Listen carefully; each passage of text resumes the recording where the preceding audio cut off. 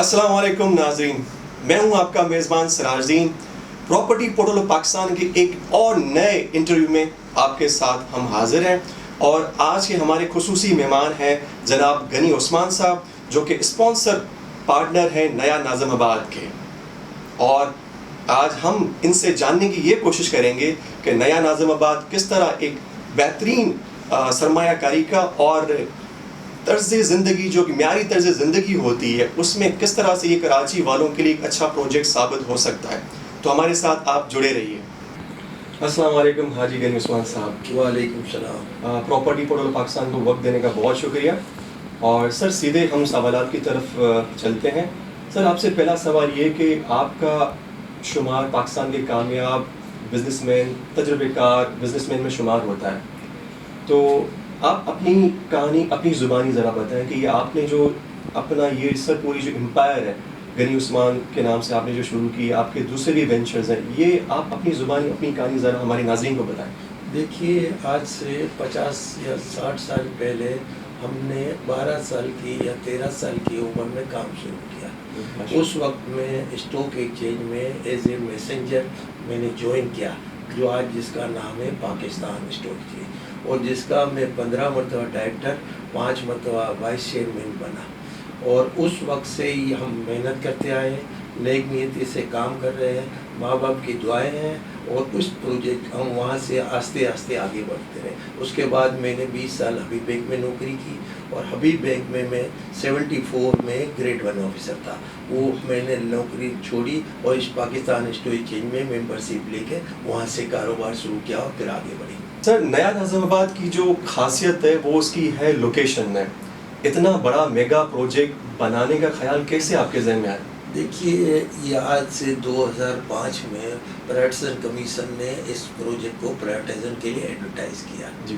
اور اس میں اس زمانے میں وہاں جاویدان سیمنٹ فیکٹری تھی، اور اس فیکٹری کے ساتھ اب انہوں نے پرائیویٹائزیشن کمیشن نے ایک ایڈ دی، جو ان کی سسٹم ہے کہ ہم اس پروجیکٹ کو بیچنا چاہتے ہیں پرائیویٹائز۔ اس میں انہوں نے 1300 ایکڑ لینڈ اور پلس فیکٹری بیچنے کے لیے اناؤنسمنٹ کیا تھا۔ اس میں ہم نے میں نے غنی عثمان گروپ اور اس کے ساتھ میرے پارٹنر سینئر پارٹنر عارف حبیب اور عقیل ریڈی، تینوں نے ہم نے جوائنٹ اس کو ایک گروپ بنایا، اور ایک غنی عثمان اینڈ گروپ کے نام سے ایک گروپ بنایا، اور اس ہم نے پرائیویٹائز میں کمیشن میں گئے، اور وہاں سے ہم نے 2006 میں یہ پروجیکٹ خریدا۔ اس پروجیکٹ کا جب آکشن ہوا اور ہماری فائنل بٹ ہوئی، تو اس کے بعد ہم نے جو سٹنگ فائنانس منسٹر ہے، سمجھ لیں ایڈوائزر ٹو پرائم منسٹر ہے، حفیظ شیخ صاحب اس وقت پرائیویٹائزیشن کمیشن کے چیئرمین تھے، اور ان کے ساتھ میں نے ایک انٹرویو بھی دیا کہ یہ پروجیکٹ، انہوں نے پوچھا کہ یہ پروجیکٹ لینے کا آپ کا مقصد کیا ہے، تو میں نے کہا دیکھیے سٹی میں سیمنٹ فیکٹری اب چل نہیں سکتی، تو ہم نے یہ کہا کہ ہم اس میں پاور پروجیکٹ کریں گے، ہاؤسنگ کریں گے، انڈسٹریل کریں گے، تو پھر ہمارے تینوں پارٹنروں نے مل کے ایک فائنل کیا کہ ہم اس میں ریزیڈینشل پروجیکٹ کریں گے اور ایک سٹی ان وتن سٹی بنائیں گے۔ تو اس طرح سے نیا ناظم آباد کی ابتدا ہو گئی۔ اوکے سر، بہت شکریہ سر۔ سر میرا آپ سے دوسرا سوال یہ کہ وہ کیا خصوصیات ہیں نیا ناظم آباد پروجیکٹ کی جو ایک سرمایہ کاری کے لیے اور رہنے کے لیے اس کو ایک بہترین آپشن بناتی ہیں؟ دیکھیے، پہلے ہم نے جب پروجیکٹ کا اوپننگ کی اور اس کی بکنگ شروع کی، تو ہم نے 560 گھر بنانے کا پروجیکٹ کیا، وہ بنا کے لوگوں کو ہم نے بیچے اور پلاٹنگ بھی بیچی۔ اللہ کی مہربانی سے 2012 میں ہم نے یہ بکنگ شروع کی تھی، اور ایک ہی دن میں 3000 لوگوں نے ہم سے بکنگ کروائی، اور اس زمانے بہت ہی لوور پرائز پہ ہم نے بکنگیں کی تھی، اور ماشاءاللہ آج کا جو دن ہے کہ جس میں 800 لوگ وہاں آباد ہیں، 200-250 لوگوں کے گھر بن رہے ہیں، 200-250 لوگوں کے نقشے پینڈنگ ہے، اور میرے خیال میں آنے والے وقت میں تو ہوں یا نہ ہوں، آنے والے 2-5 سال یا 7 سال میں وہاں ٹوٹل 1.5 لاکھ لوگ آباد ہوں گے، اور یہ ہمارا پروجیکٹ سٹی کے نزدیک ہے، ناظم آباد سے سکی حسن سے 1.5 کلومیٹر کا راستہ ہے، اور ماشاءاللہ اب تو سکی حسن پہ برج بھی پل بھی بن گئے اور بس سروس بھی ہو رہی ہے، تو میرے خیال میں آنے والے وقت میں لوگوں کو اور بھی آسانی ہو جائے گی۔ اوکے، گریٹ سر۔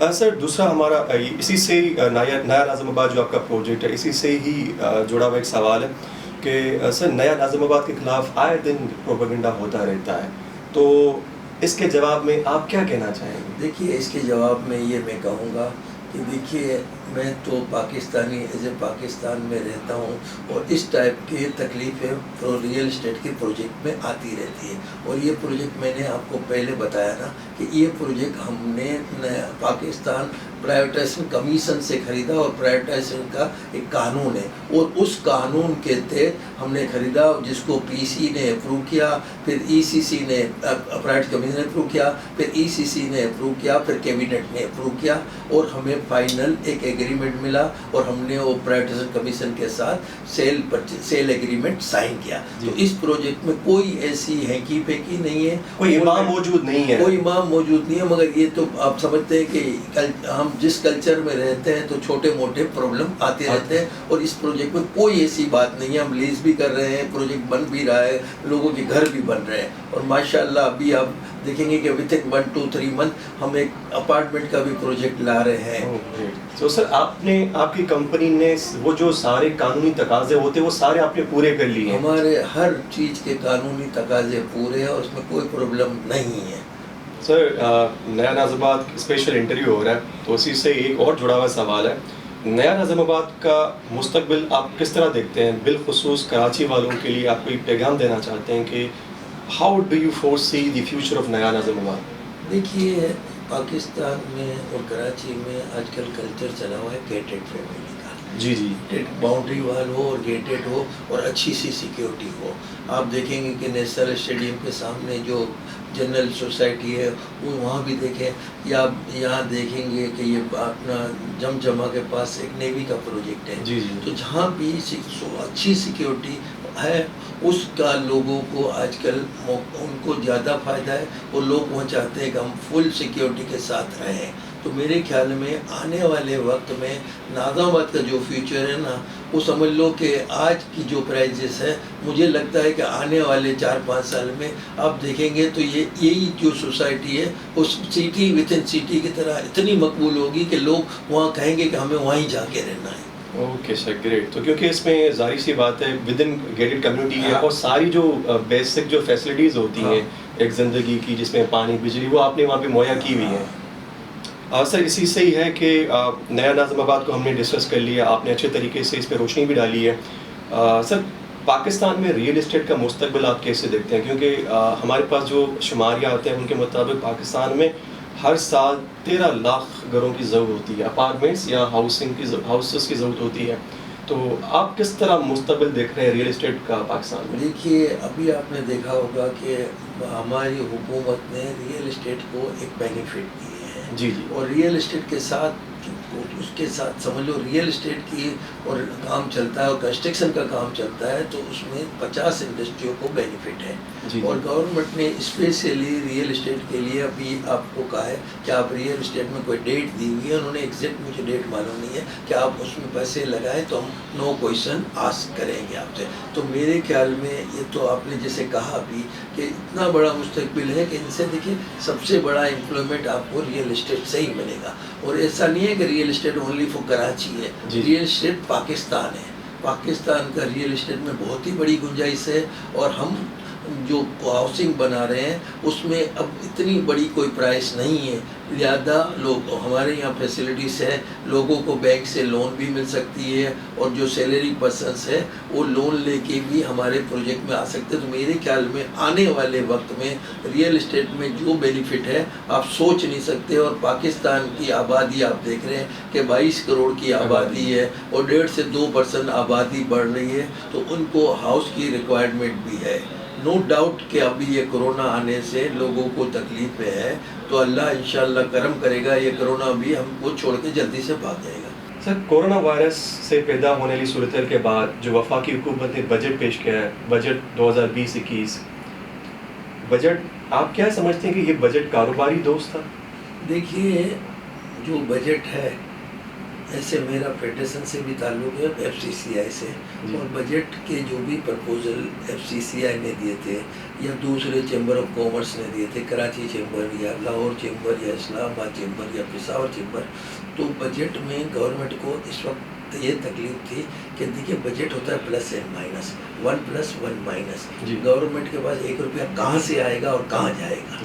تو میں بار بار کہتا ہوں ایز اے بزنس مین کہ ہماری 2 رسپانسبلٹی ہے کہ ہم کہیں کہ ہمیں ٹیکس معاف کرو، ٹیکس معاف کرو، مگر ساتھ میں یہ بھی ہمیں بزنس مین کی رسپانسبلٹی ہے کہ ہم کہیں کہ کہاں سے آپ ٹیکس کلیکٹ کر سکتے ہیں. میں بار بار ایک بات کہتا ہوں کہ بھائی آنے والا وقت یہ بھی آپ بتائیں، بزنس مین کی رسپانسبلٹی ہے. میں ہمیشہ دیکھتا ہوں کہ ہر بزنس مین ایک ہی کہتا ہے کہ ہمیں فیسلٹی دو، ہمیں فیسلٹی. تو اس کے لیے آپ کو یہ بھی دیکھنا چاہیے کہ کہاں سے گورنمنٹ کو اور پیسے مل سکتے ہیں. تو میرے خیال میں بجٹ بیلنس بجٹ تھا، حکومت کی مجبوری تھی، انہوں نے کوئی نیا ٹیکس نہیں لگایا.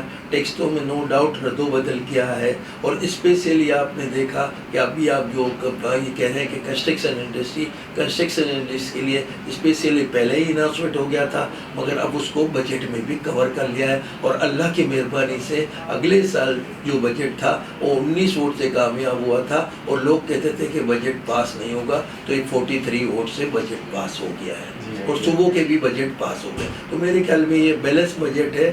نو ڈاؤٹ بزنس مین تو ہمیشہ یہی کہے گا کہ ہمیں یہ نہیں ملا، ہمیں وہ نہیں ملا، مگر میرا اوپینین ہے کہ بیلنس بجٹ ہے. اوکے سر، دوسرا سوال یہ تھا کہ سر کورونا کے سبب ریئل اسٹیٹ کی مطلب بہت ساری سر انڈسٹریز کو مشکلات کا سامنا کرنا پڑا، مالی بحران کا سامنا کرنا پڑا، تو اس میں سے ریئل اسٹیٹ انڈسٹری بھی متاثر ہوئی ہے.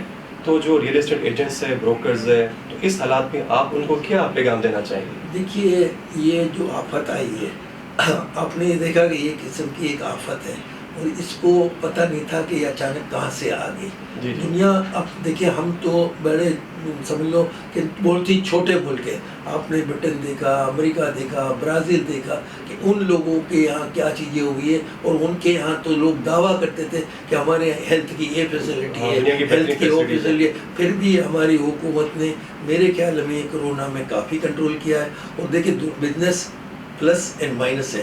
بار بار میں کہتا ہوں کہ انسان اللہ کا احسان مانے کہ بھائی دیکھیے ترقی ہوتی ہے، اور ڈاؤن فال ہوتا ہے نا تو اسے احساس ہوتا ہے. اور جس نے دکھ دیکھا ہے نا، اوپر سے چلا نیچے آتا ہے تو اسے احساس ہوتا ہے کہ مجھے کیسے کام کرنے. تو کرونا میں 2-3-4 چیزوں کی ہمیں بینیفٹ آئی ہے کہ ہماری نئی نسل جو تھی وہ ٹیکنالوجی میں ایڈوانس ہو گئی، اور ہم سینئر لوگ بھی وہ ٹیکنالوجی کو نہیں سمجھتے تھے. ہم زوم پہ نہ میٹنگ کرتے تھے، ہم تو ٹریولنگ خرچوں میں، آنے جانے میں، میٹنگوں میں پیسے ویسٹ کرتے تھے. تو اب تو میرا حکومت سے، جیسے ہم نے پارلیمنٹ کا بھی دیکھا کہ زوم پہ میٹنگیں ہو رہی ہے، تو میرے خیال میں اب تو ٹیکنالوجی ایڈوانس ہو گئی ہے. اب تو ہماری میٹنگوں میں اتنے ایکسپینڈیچر نہیں کرنے چاہیے. یہ بہت بڑا بینیفٹ ہے.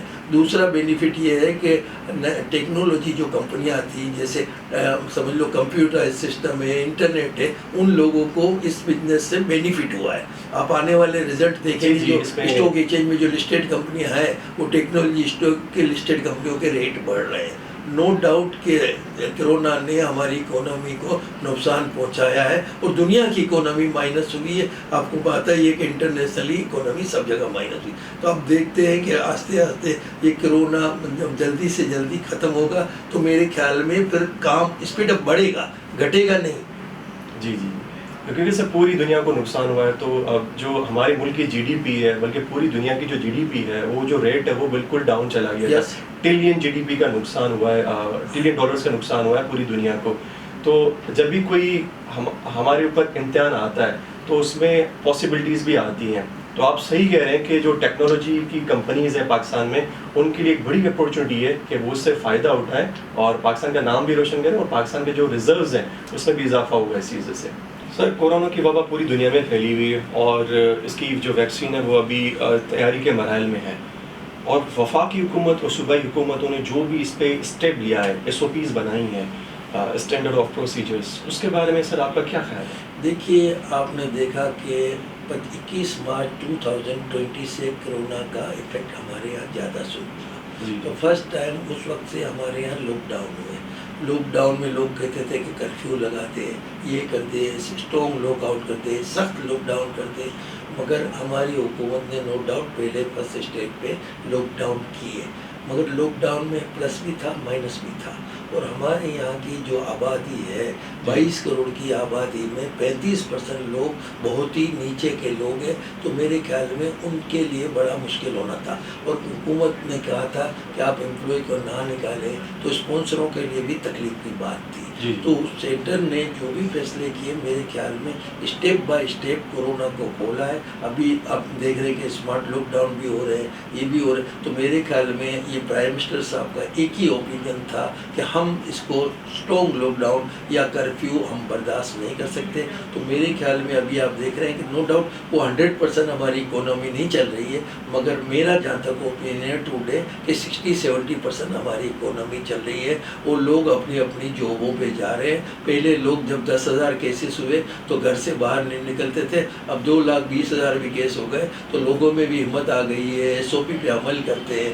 آپ دیکھیں نا، ماسک پہنیں، سینیٹائز کریں، مطلب کہ لوگوں سے دور رہیں، تو میرے اور جو کہتے ہیں کہ سینئر لوگوں کی زیادہ حفاظت کریں، تو میرے خیال میں ہم سب کی رسپانسبلٹی ہے کہ ہم اس سب چیزوں کو نیک نیتی سے عمل کریں۔ ہمارے ساتھ موجود تھے جناب غنی عثمان صاحب، جو کہ اسپانسر پارٹنر ہیں نیا ناظم آباد کے۔